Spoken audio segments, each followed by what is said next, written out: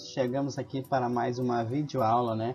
Uma videoaula de análise de conceito, continuando essa nossa semana o segmento, né, de eletromagnetismo, em específico trabalhando força magnética.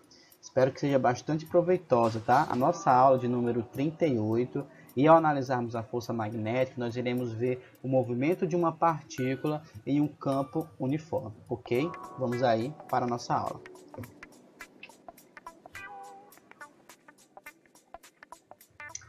Vamos lá, analisando o movimento de uma partícula em um campo uniforme, no caso, um campo magnético. A seguir, serão representadas três situações, envolvendo a carga elétrica em movimento em um campo magnético uniforme. Situação 1. Quando o ângulo θ ele é igual a 0 graus ou ele é igual a 180 graus. Nessa situação, a velocidade e o campo magnético estão alinhados, ou seja, têm a mesma direção. Para quem não se recorda, em um vetor ele tem a característica de ter direção, sentido e velocidade. Qual é a diferença entre direção e sentido? Imagine como se fosse uma rua.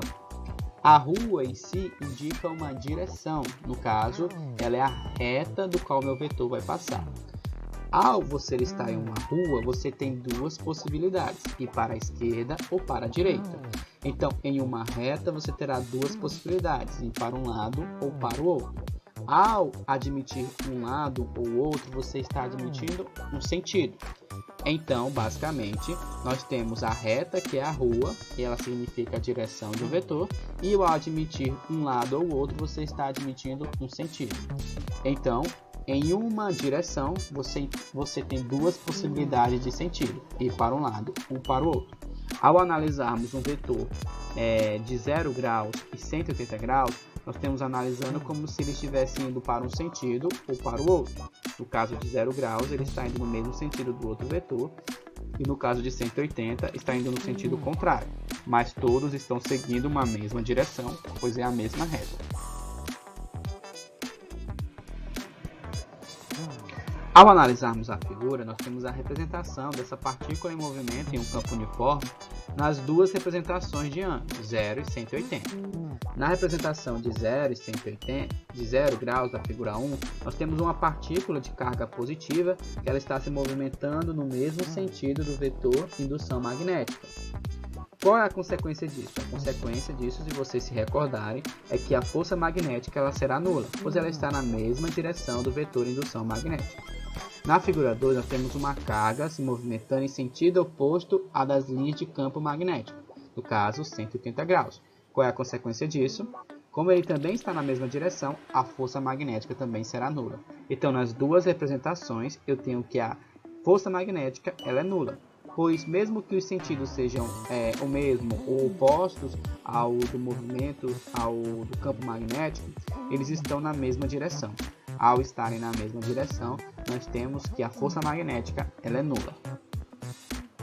Por essa razão, se não houver nenhuma outra força agindo sobre essas cargas, no caso uma força gravitacional ou um outro tipo de força de movimento, a partícula portadora de carga elétrica realizará um movimento retilíneo uniforme ao longo de uma linha de campo.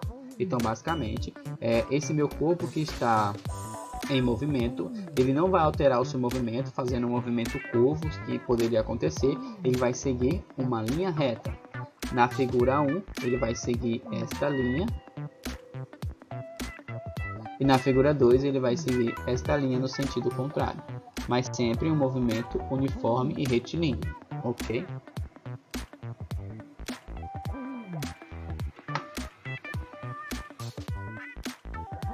Situação 2. A situação 2 nos diz um caso específico quando o ângulo θ é igual a 90 graus. Nessa situação, a velocidade e o campo magnético são perpendiculares. Toda vez que você ouve a palavra perpendicular, ela é sinônimo de ângulo de 90 graus, entre si, como na figura abaixo.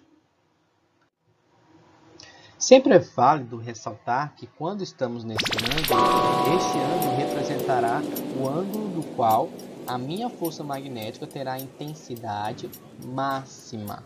Então, quando o ângulo for de 90 graus entre velocidade e vetor indução magnética, a força magnética terá intensidade máxima.